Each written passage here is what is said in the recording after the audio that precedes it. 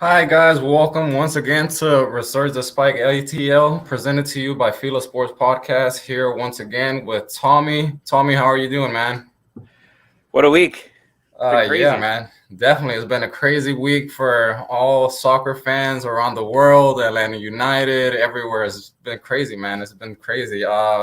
First of all, what are your thoughts, especially with the game against Montreal Impact this Wednesday? What are your thoughts about the team performance overall, the score? What do you think? Uh, the ref lost control of the game about 5 minutes in. It was a disaster. I don't know that yellows weren't being called that probably should have been called early on in the game. There was specifically a play early on where Moreno's running and they have his jersey, and Moreno keeps running. If he goes down, that's a yellow. He stayed up, didn't call a yellow after it. Then you get to the Josef, grabbing the face, getting choked out. It was tough to watch. As soon as they went to the monitor, I told my wife, I go, they're going to get both of them. Because Josef, when he put his hand up, it was close to his face, and I think he got his chin. So it was that was the point where the game just completely got out of control. But it was a nice effort for them coming back, but defensively they're still a mess. They didn't clean up the game from Orlando. They allowed those two goals, and the first goal was just bad defensively. The guy got between two of the defenders. I think it was Franco and Walks, got through. Easy goal. Second one, it was just too wide open. Khan or Guzan couldn't have stopped that. It was just messy. Even when they were up, when Atlanta was up a guy, they almost allowed a goal at the end of the game that probably should have gone in. That hit the woodwork. Yeah, there was definitely a lot of stuff that happened throughout the game that it did, change the complexion itself of like the game, the outcome, and everything. But first of all, I want to go to the comments. I know King is watching us. Go ahead and comment any questions or any suggestions you guys have about or any thoughts overall about the game. We want to get your guys' opinion as well. But regarding the game, yeah, defensively it was bad. Offensively as well in the first half, we lacked many chances. There was, I mean, until Joseph's goal in the beginning of the second, it wasn't until we saw somewhat of a them trying to get forward and trying to be on the offensive side, but they really did lack a connection.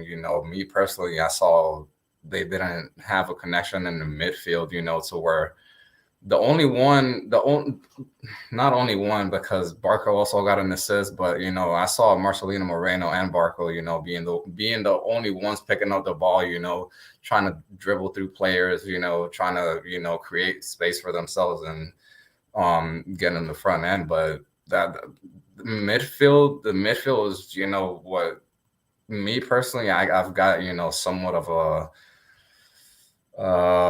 like not a bad feeling, but I just feel like they're on the defensive side, they're not doing, they're not supporting enough, and when it comes to the offensive side as well, they're really lacking creativity. Like we talked about it before, a lot of individual stuff that is going on. That's all a lot of our goals that are coming, and hopefully with this new guy.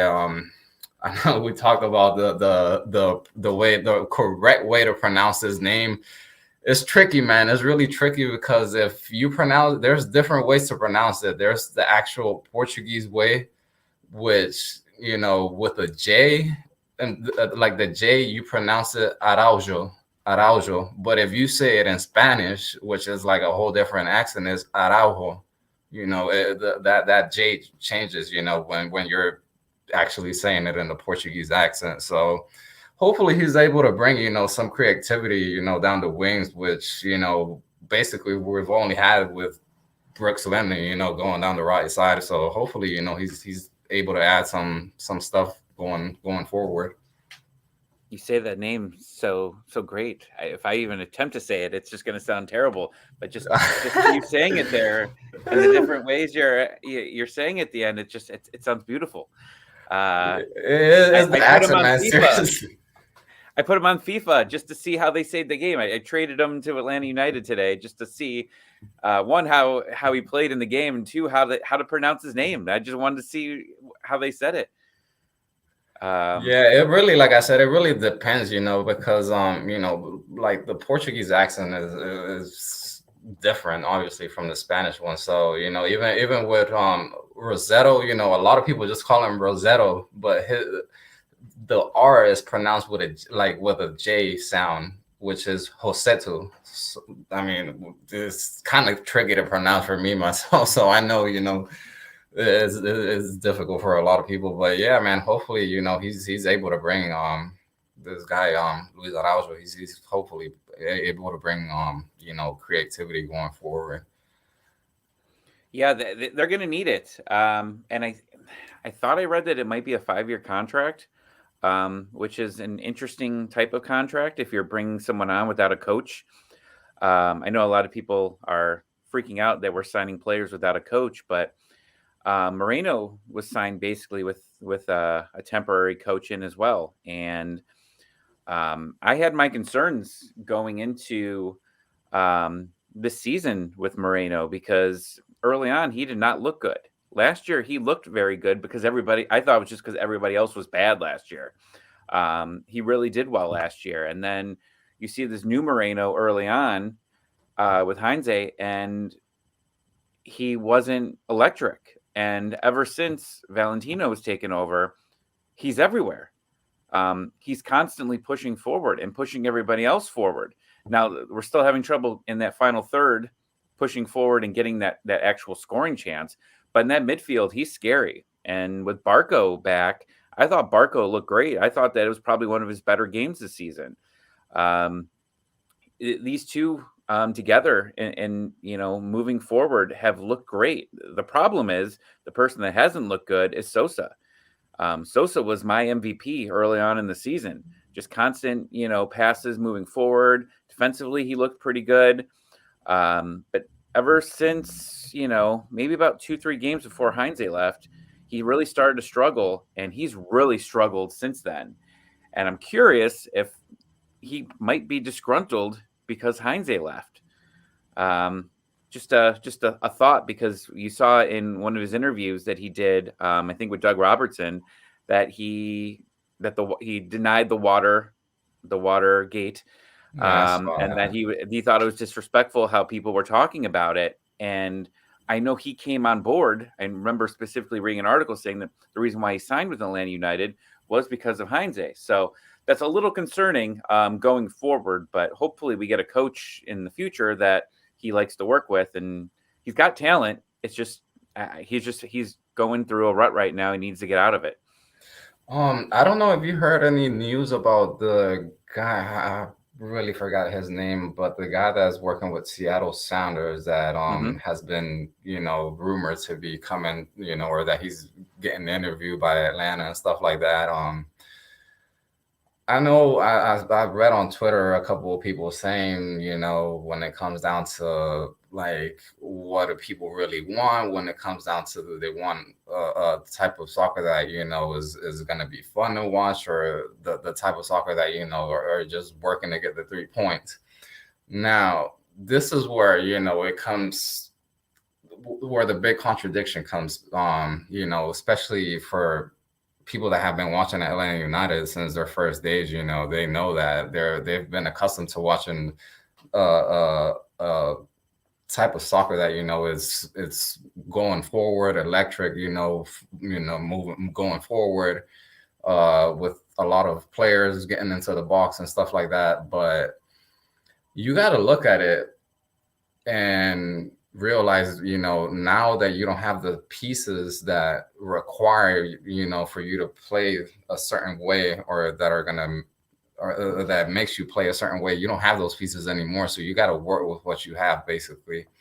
And I feel like, Atlanta United, as long as they get a coach that is actually able to transmit, the idea of how he wants the players to play, I feel like, Atlanta United, they have the talent. They have, one of the most talented, players, I feel like in every position, defense, midfield, and up top. But they just got to get, a good idea of what they actually want to do or how they actually want to win these games. A lot of times you see it, especially in the last couple of games with Heinz, we had a 1-goal lead, or, we're a tie or something like that. And last 10 minutes, we just have too many people up top. We don't get back quick enough. So there's a risk, and you either take the risk and lose it all, or it just really depends, to what the new manager or the new coach that comes in, he just has to transmit, the right idea to try to actually, pick up the 3 points regardless of how it is. Atlanta United, Atlanta United, these, if they're not able to make it to the playoffs this season, I mean, you've got to really look back and say, all right, do we actually want to keep winning, the 3 points, or do you want to play pretty and, keep on losing games? That's something that, has to be talked about as well. So your coaching search question is interesting because Atlanta's always gone for the big names. They always have. The problem with these big names is, and it's just same thing with players, these young players that come in, they want to sell them. And the same, they're going to keep them for a year or two, like Miguel Almiron, sell them for a lot of money. I know Pitti didn't have the success, but a couple of years later, sold for more money. But he had aspirations to go to the Premier League. Barco wants to go to the Premier League. It just hasn't worked out, and that's why he's still here. And it's the same with these coaches. These coaches sign 2-year contracts, and then they're out. And if Heinze would have lasted and he would have been successful, he probably would have been gone in 2 years on his way. Now you look at a smaller name, like an assistant coach from Seattle, where Seattle is the level. I mean, they're the top tier of consistency in the league, right? Because they keep their coaching staff, they keep a decent amount of their players. They don't sell a lot of them. They do get, a big pickup every year, but most of their roster stays the same. And it also has to do with the coaching staff being the same. So getting somebody that maybe is a smaller name, but knows what he's doing, but committing him for a long period of time is going to help, I think, everything. Because every year we're going through and we're starting every 2 years, we're going to be starting over, right? This guy comes in. Well, we can't get rid of all these players this year. So you're stuck with these guys, but next year we're going to get you these guys. But then the next year he's gone and now you're starting all over again. Now the new coach wants to come in and get more players, get their own players. So, I think that was the goal with Frank de Boer, was that, he was really good with helping, the young kids and bringing them up. And I think that was the goal. I know he only signed a 2-year contract, but the goal was to keep him long-term. But we need to keep somebody long-term. And I think that's really the goal here, because I forget who they tried to pick up last week. There's been so many transfer names and now coaching names. I can't keep up with them all. And it was a big name guy from Tottenham, right? Or that was almost signed with Tottenham. Do you think he wants to stay in MLS? That Fonseca guy, yeah. Yeah. Do you think that he just was the finalist for Tottenham? Do you really think he's going to stay in MLS for longer than 1 year, maybe 2? Like I don't see any franchise. You could go to the NFL, NBA, anywhere you want, and just keep changing coaches every 2 years and see how that works out. It doesn't work out in sports like that. You can't keep switching coaches. So this team needs to find something that's going to work for them long term. And if it's getting a smaller name, that might be it. We don't need a flashy name here. I mean, the flashy name does help bring in some big players sometimes, but winning also brings in big players. And the only way we're going to win is to be consistent going in the future. And that's having consistent roster, coaching staff, a name down in the and with the twos, that guy working these twos up to bring them into that roster. It's going to work out. I think if we can get a guy that's going to commit here for 4 to 5 years. And if this, I know the coach from Seattle interviewed with DC, didn't get the job. And I know we did get permission to speak with him. I don't know if it actually happened this week or not. But if he's the guy and you can sign him for 3 to 4 years, or at least have a plan to bring him here for 3 to 4 years, I think that this franchise could take the next step forward that we need. Yeah, there definitely has to be a plan on the in long terms. Like you said, I mean, I can't sum it up any more better than you have, when it comes down to, yeah, you can't just keep switching, a coach and ideas, if you want to keep on having a long process, of consistency and winning and always, being at least in the top 5 teams, in the MLS. Without a doubt, I feel like me personally, I feel like somebody within the league, would probably be better. Knows how everything, itself, works, because MLS is definitely different than any other league. The way that, when it comes down to the financial issues and stuff like that, and everything just is way more complex than any other league, I could say. And basically Atlanta, they have,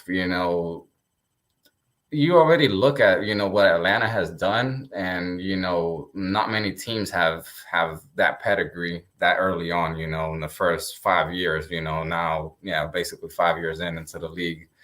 And these last 2 years obviously have not been what Atlanta, wanted or what they planned, I would think.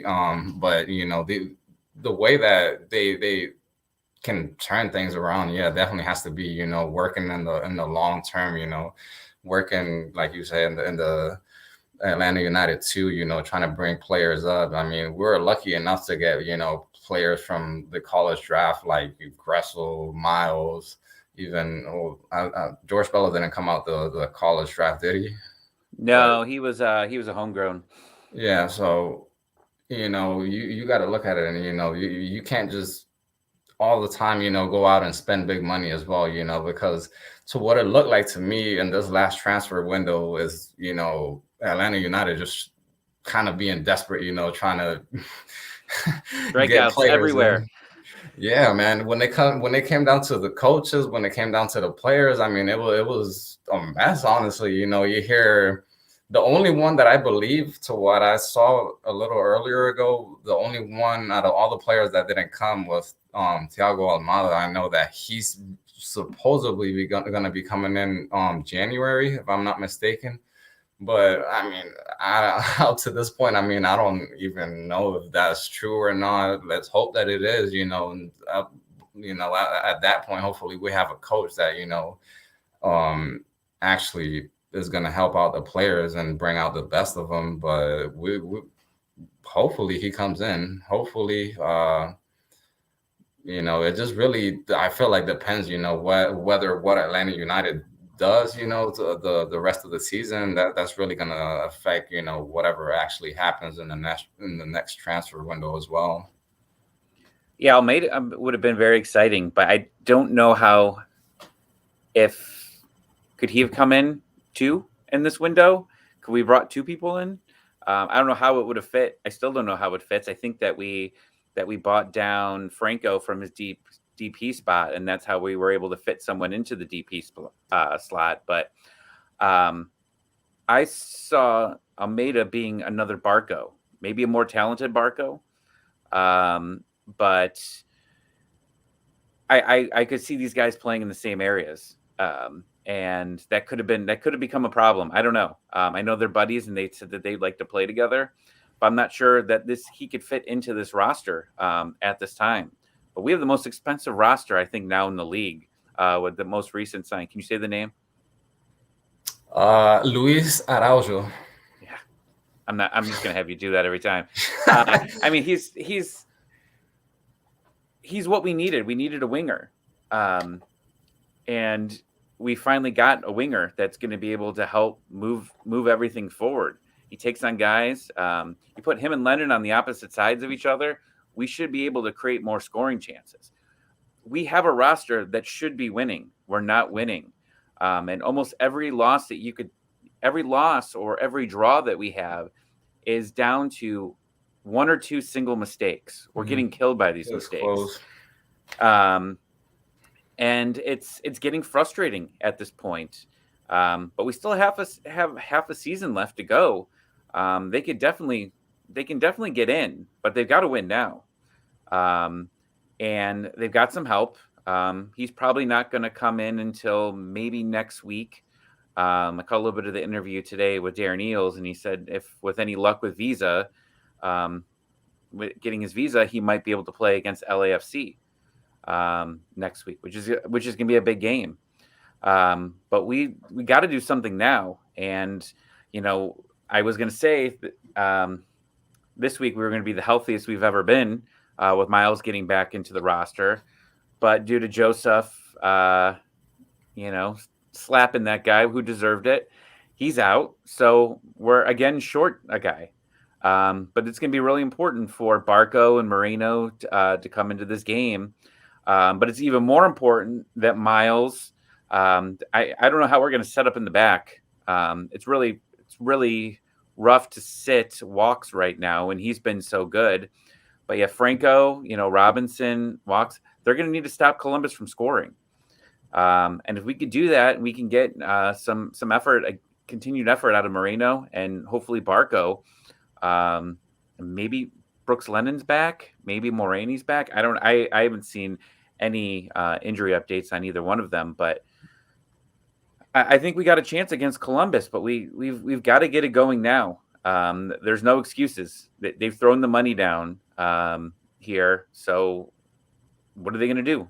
I don't know. But they've got to do something soon because definitely Carlos Bocanera, as his job's on the line here. I don't think he stays no matter what happens. Unless they win MLS Cup, I still think he's out. But there's a lot of roster decisions that are going to need to be made. And we talked about this last week. We have a lot of money in places that people aren't producing. Big money. Josetto, and then also Jürgen Damm. What did Jürgen Damm do in that game against Montreal? Nothing. The only thing that he's useful for is in FIFA.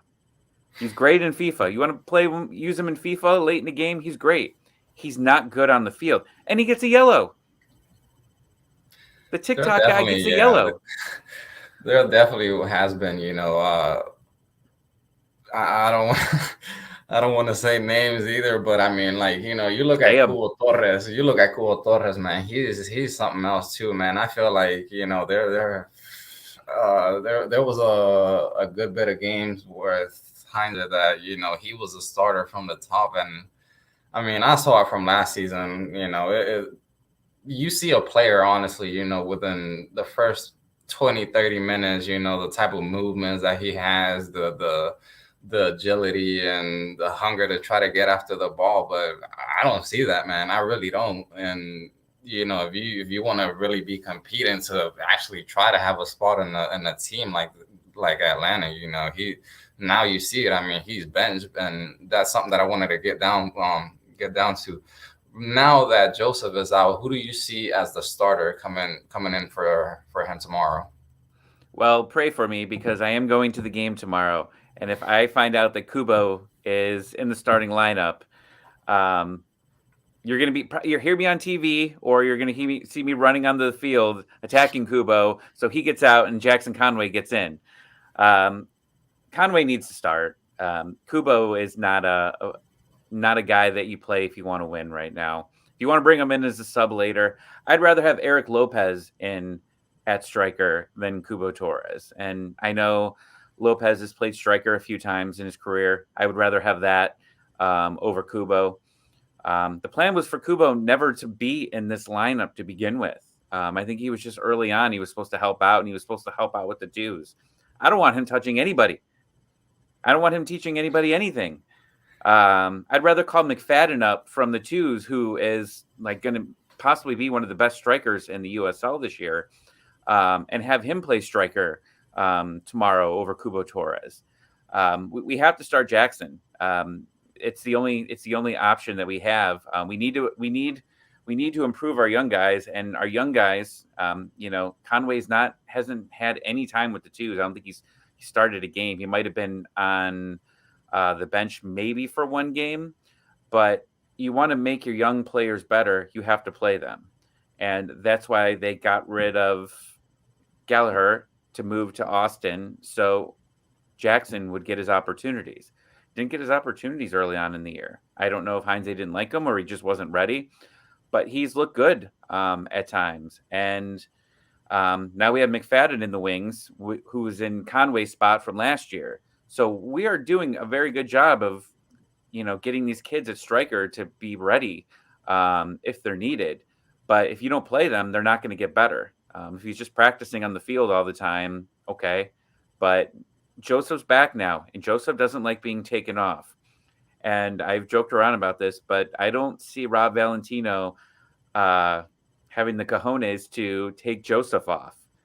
Yeah, I don't see that happening either. No, nobody likes to take Josef off. Tata and Josef would get in arguments on the sideline when he took him out at like the 80th minute, and they're up 3-0. So it's if there's an opportunity to play Jackson, it's tomorrow. And I think that's what's best for this team. He's had his opportunities, but in hockey, it's called puck luck, right? This team doesn't have any puck luck right now. All these shots are going right at the goalie, or the goalie's making these incredible saves. 2017, 2018, everything was going in. I don't understand how Moreno, he's been scoring a couple goals here and there, and it's been nice, but he should have 3 to 4 more goals this season. And they're going straight into the goalie, and the goals have to come soon. We're getting goals. It's getting better. We put up 2 after being down 2-0. But we're due for a game where we put up, 3 to 4, 5 goals maybe at one point. We're getting the opportunities in some of these games, and it's got to get better. It can't get worse. It's definitely been a while since we scored at least 3 goals, honestly. If I'm not mistaken, the only time we did this season was against Chicago, the first game of the season. Yeah, I was there. I remember that.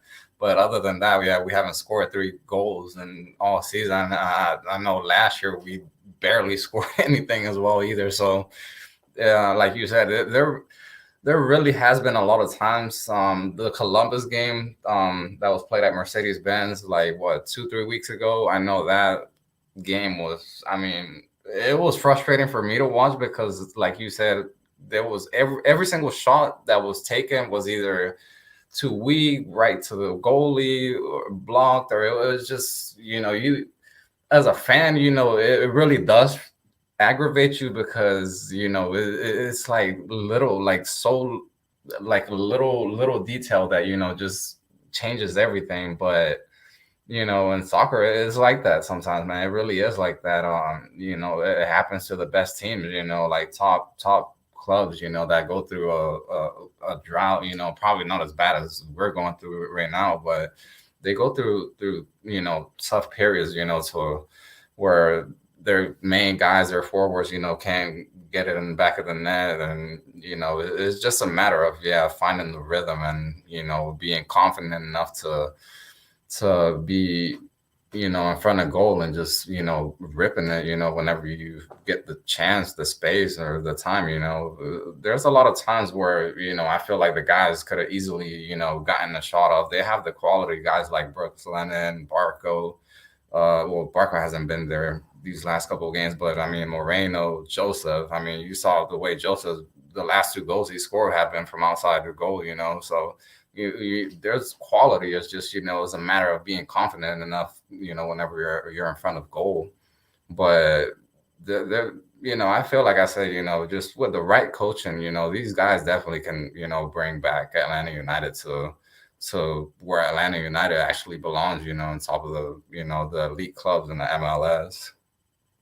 So yeah, and I think this is a game I was really hoping Josef was going to be available because Columbus has allowed 4 goals the last 2 games. They won 1-0 against us, and then they lost 4-1 against New York FC, and then they just lost 4-2 against a DC team that I don't find very impressive at all. So there's opportunities to score against Columbus. So this is an opportunity again. I keep saying every week, I'm like, we're going to get a win. This is where we're going to get a win. We haven't gotten a win, but I'm going to be there tomorrow. So we're going to get a win. I said it against Cincinnati. When I was at the Cincinnati game, we didn't get a win. I gambled in Vegas and against Orlando. I said, we're going to get a win. It was my buddy's birthday. I told him the other day, I go, we're going to get a win because it's your birthday. Didn't get a win. So I'm going to bring the luck tomorrow, and we're going to get a win. Man, let's hope, man. Let's really hope, man, because I felt like that whenever I went down to that game to Atlanta against Columbus as well, man. And seriously, like me personally, every time that I had gone down to the Benz, I had never seen them lose until that game against Columbus. We only lost 1-0, but still, man, like, you're used to like seriously, it's the culture, like you said, like we was talking about, like, we got so used to winning. Now, you notice it, when a lot of fans, or the stadium itself, you look whenever they open up the third level, normally you have 70,000 people show up, but this game, whenever they opened up the third level a couple of weeks ago, like it was, not fully, empty, but there was a lot of empty seats, I know, and you just want to keep on having that winning culture. You don't want the fans, to basically. There's a lot, that I know personally that are just there, just because Atlanta's been, a winning team right off the bat. But we knew it wasn't going to stay like this. The people that actually know sports know that a team is just not going to be on top of the game, for 5 years in a row, unless you're Real Madrid, still in Champions League, but that's a whole different story. But when it comes down to, with how the MLS works, it's just really difficult to, actually have that stability, with the whole financial situation and stuff like that. And, once Atlanta's actually able to, get back to the winning ways, I feel like, it's going to be good for them, obviously, for Atlanta, and it's obviously good for the MLS. You have, a city like Atlanta, that's so used to winning when it comes down to soccer. I've read, that even, Atlanta's, because of the noise that they've made from Atlanta United, they've been one of the cities that could bid, that have bid, to host the one of the World Cup games here in 2026. So, you look at stuff like that, and you see Atlanta United, as a big club, but like seriously, the last 2 years have really been frustrating for the players that have been here, I feel for the staff in a way, and obviously for the fans who have been treated to a really good soccer team in the first 2-3 years. I mean, people are frustrated right now, and I get it. And when you have I think now highest payroll, and you paid the most in transfer fees. I mean, we have more money in transfer fees this year. I saw a tweet. I wish I could remember what it was, but our transfer fees for our championship team compared to our transfer fees for this team are insane. We spend so much money on these transfers. And I've always complained about MLS because when you watch other soccer around the world, there are no salary caps and you can spend what you want. I always said Atlanta would be a team, if there wasn't a salary cap, that would go out and they would probably win every year, because they're willing to throw all that money down to get the best players here and to win. And now with the young DP rule and the normal DPs, you can have 6 really good players, but you've got to put that money in the right way. the MLS salary cap is already a pain to deal with, but now you've got, these three extra players, these youth players that you can put down money on and pretty much have, almost endless charges of transfer fee on them. And immediately we filled those spots up, right?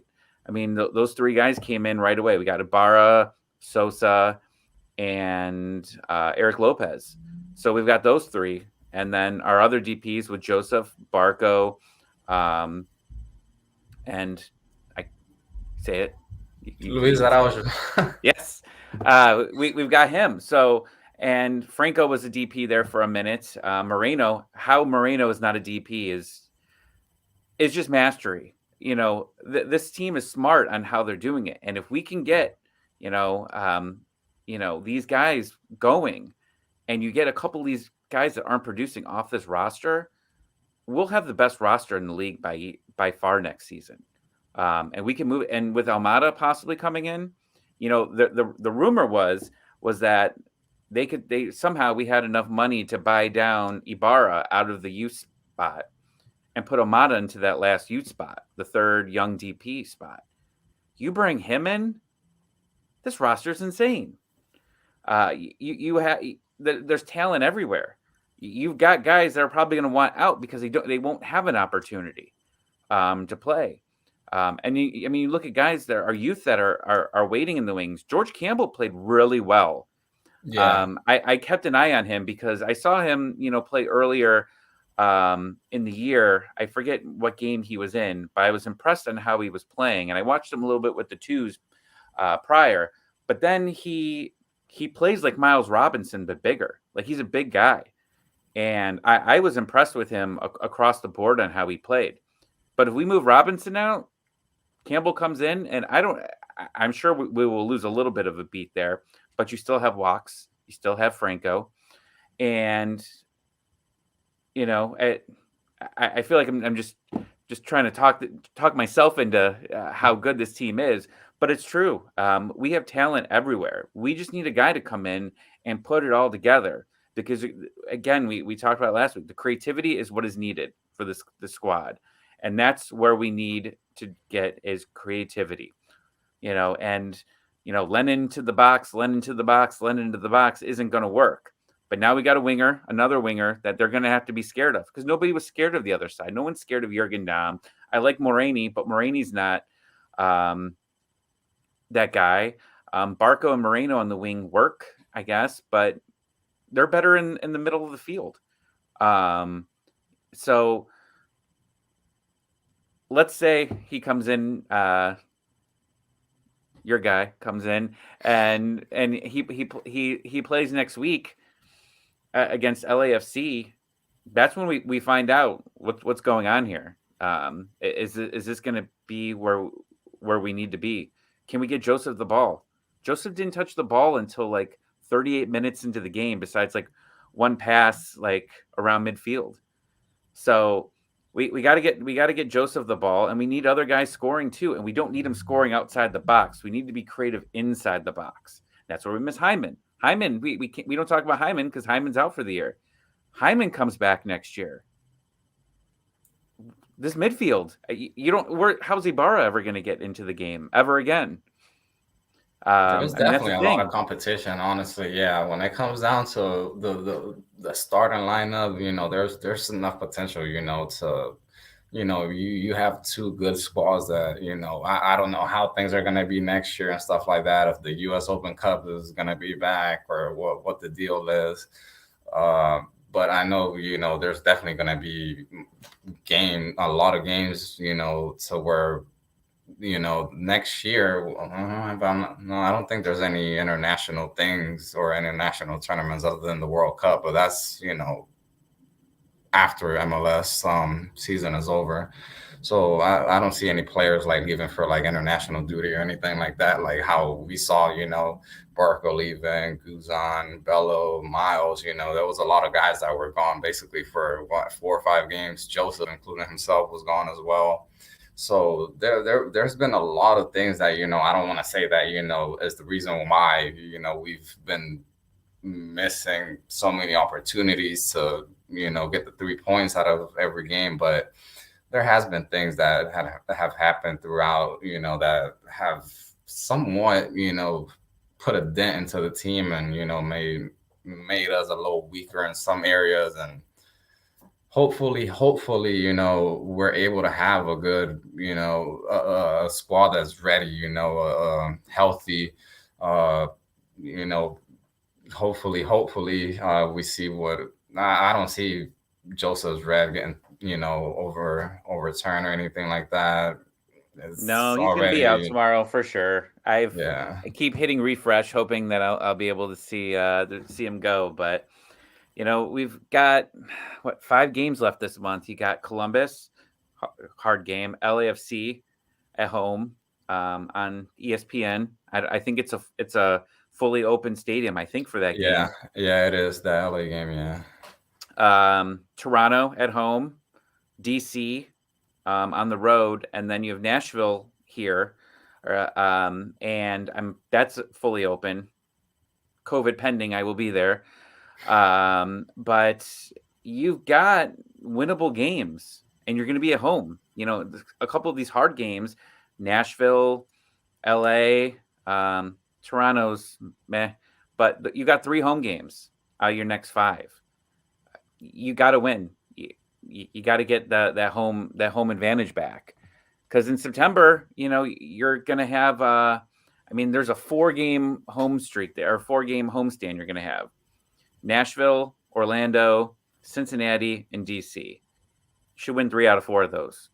Yeah, for it sure. should be easily. Honestly, like we keep on talking about it. The talent is there, man. It's just really a matter of getting the chemistry, with the team, and there's seriously, and I've always talked about this with people, but Atlanta United, whether it's right now 2021, 2017, 18, 19, whatever the case it is, Atlanta United has always had one of the most stacked teams in MLS ever since they came in. The talent has been there. It's just a matter of the chemistry that the team has. They definitely have talent, and they have to pick up points. I feel like you said there was 5 games left this month. If they're able to pick up a good 3 wins, I feel like that will put us in a better position, obviously, than what we're in, and it gives the guys, the players, and the fans, some type of hope, coming into that last stretch of the season. Hopefully, we're able to do something like the Hawks did or something like that, where they just came back, the last part of the season and just killed it, got all the way to the conference finals. We're hoping, we have that ATL luck again. Well, we've only got 1 game this week, so you're going to have a lot of time to work and maybe get a coach during this week. It's awfully quiet. So who knows if this interviewing Seattle has gone well. The Seattle coach has gone well, but they are pretty insistent on hiring a coach early. Soon. They want someone in like a week ago. They almost bring in somebody a week ago. So I think that they're really pushing to get somebody in right now. And the pickup that we got shows that this team's pushing. They want to get somebody in. They want to win now. They don't want to just be sitting there, because last year they just sat there. After Josef went down, they made some moves, but they didn't do anything crazy because they knew you can't win without Josef. I don't care. I said what you can tell me what the rest of the roster is. They weren't winning without Josef, so they were very conservative. But they were conservative because they had no fans. Those fans booed. You said you were at the game with Columbus. I was watching the game on ESPN. The crowd was quiet, and you said the crowd was thin. That's not what you're used to watching there. The only time the crowd was loud was when they were chanting for Josef. So it's important for this franchise and their fans, to keep it going, because I think we had the most season ticket holders out of any team there for quite some time. And, their goal here is to make money, and they're not going to make money if the fans don't come in. They need to keep that atmosphere going, because that's what Atlanta sells. Atlanta sells the atmosphere. That's what got me into it. I never enjoyed soccer until I went to an Atlanta United game. Really, dude? I'm a hockey guy. Well, Really? yeah, I'm a hockey guy. So I've never, I played when I was a kid, but I never got into a team, and I never really watched MLS. So going to my first Atlanta United game hooked me for life. Just the whole atmosphere of it, the tailgating. I mean, especially the tailgating, but just going in there and seeing the fans. And I think the first game we went to, there was 70,000 fans there. And I was like, wow, this is what soccer is. This is so much fun. And we kept going. And you're seeing that die out a little bit. The fans are questioning every little thing. And the front office needs to get the trust back of everybody. And I think they're on their way to doing it. But unfortunately, I think the only fully way they're going to get the trust back is by Carlos getting out of here. Whether he deserves it or not at the end of the year, I think they have to do it, because it's immediately once a signing goes wrong, it's Boca out. So they're going to need to make some changes in the front office, and it's a perfect time to do it. His contract's up. I know we've just been randomly spouting random topics off here for 45 minutes, but Yeah. There's a lot of things wrong with this team that they can easily get fixed in the next 6 months. There's so much that they can fix. They're already starting to do it, but just look where we could be in 6 months. You can get a new technical director. You can get another Almada. So there's two things right there that instantly change this team. A new coach. I mean, that's the big three right there that you can have. And then you clean up this roster. You get rid of some of these guys that are getting paid too much money. But there's just so many little mistakes that have been happening with this team over especially the past year. Trading Gressel, Frank de Boer not knowing that they were trading Gressel. Meza, we basically traded LGP for Meza, and then we just released Meza for $0. We couldn't get $30 in GAM. Like, we couldn't get anything for him. Like, that's crazy. Or any transfer money, like anything. We got nothing for it. So as a fan, lost a lot of trust. But I've been a fan of teams where you say there's no way they're getting out of this in 3-4 years. There's zero chance. They're going to have to rebuild. But when you got Arthur and that cash that he has, and he's already spending it, I think that this team, I don't have high expectations for the rest of this year.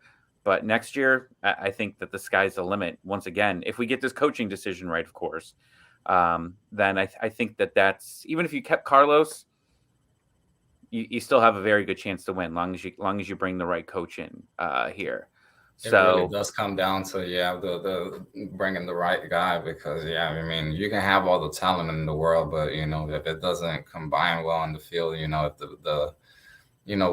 something that I talked about on one of the episodes before was like, whenever you have like a lot of talent, players, that can make a difference, that's when a coach has to, have that authority basically, to work with the egos, work with the players, and, make them, see and feel that, the team is what's above everything, and not individually, because you see that a lot. I feel like, not here in Atlanta, but in other teams, you see where like there's more of one person, is not more of like the team itself, but there's like you say, the little details that Atlanta has really gotten wrong, and it's little stuff that just it could be our year next year. Like same with me. I really don't have any hopes. If we somehow end up making the playoffs this year, I feel like that will be a huge thing, especially with how things are right now at mid-season. We're 12, 13 points off the playoffs. So if they are able to make it, that would be a huge thing. But yeah, definitely, I'm also looking forward to next year. Hopefully, the coach that comes in, whoever it is, has the right ideas, has knows how to work with these guys, and hopefully we're as a team, as a fan, I want, like I said, Atlanta United to succeed. Is great for the MLS, great for other teams. You see, when it comes down to, like the fans and stuff like that, like you say, like the whole atmosphere itself of like an Atlanta United game is like very, very, it's crazy compared to other, teams. Like I've gone to different, events. I've gone to like international games. I've gone to watch European clubs. I went to go watch Bayern Munich and Inter Milan play in Charlotte a couple of years ago. And even thinking that they're huge teams, huge European teams, you don't see that craziness with the fans and stuff like that, like you say before, with the tailgating, even afterwards, like it's crazy, like the whole culture itself. But it has to, within the field and the front office, things have to change, so it can go back to what Atlanta is used to being. Yeah, I think that our venting session to each other here has helped me feel a little bit better about everything. I think we're on the path, and it might not get better tomorrow. It might be worse. We don't have Josef. We don't have our shiny new transfer, but we need to see some of these players get better, work better, and defensively right now we have our best defensive squad that we can put out there. You're gonna Bello, Robinson back. The only person that might be missing, and it's interesting when Brooks in the back has been good, but Brooks as a forward was also pretty fun to watch against Orlando. So I'm hoping that maybe one of them were able to join on the trip. I haven't seen any pictures of Lennon or Morini practicing, but we need to get some improvement here, and I think we're on the path for it. Yeah, man. Yeah, so we'll hope, man. We'll hope that everything turns back around for Atlanta United, man. And honestly, man, we already been here for close to an hour, man. I don't know if you had anything planned for the rest of the night, but Ted Lasso. It's time for Ted Lasso and Suicide Squad. That's my night. That's all I got left to do is new episode of Ted Lasso, and I started watching Suicide Squad and I fell asleep last night, so I got to go finish watching that. And then I heard that was good, man. Yeah, I definitely got to start getting back into. Well, I really haven't had time, honestly, dude. Like I used to be the type to always be on like HBO or Netflix or Hulu and stuff like that. But yeah, man, I just haven't had the time, honestly. Well, I'm hitting the road at 11 a.m. Columbus is 2-hour drive for me, but we're planning on tailgating for. Well, gosh, we get there at 1. Yeah, 5 hours of tailgating. So pray for me. And yeah, hopefully if I'm on TV, then things went really wrong. If Kubo's out there, just cross your fingers. I was just about to tell you. I know if I see Kubo and I see the cameras going off somewhere else, I know exactly who ran into the field. It was me. Yeah, my wife knows Kubo she knows 2 players that me screaming about. It's either Josef when he's scoring or B when I look at that lineup sheet and I see Kubo. I don't even want to say what I say, but she'll hear me from upstairs just screaming Kubo. So yeah, pray for me that I don't get on the field. Yeah, man. We're praying for Atlanta to get a win too, man. We're praying, honestly. Yep. All right, Tommy, man. Well, I'm gonna let you go, man, and thank you for your time, man. Hopefully we'll be here again soon. Hopefully the next time we're here, we're talking about getting the 3 points and a coach. Hopefully, man. More news about a coach coming in. Hopefully, man. Thank you, Tommy. Thank you for your time, and Till next time, man. Have a good one. All right, man. Thank you.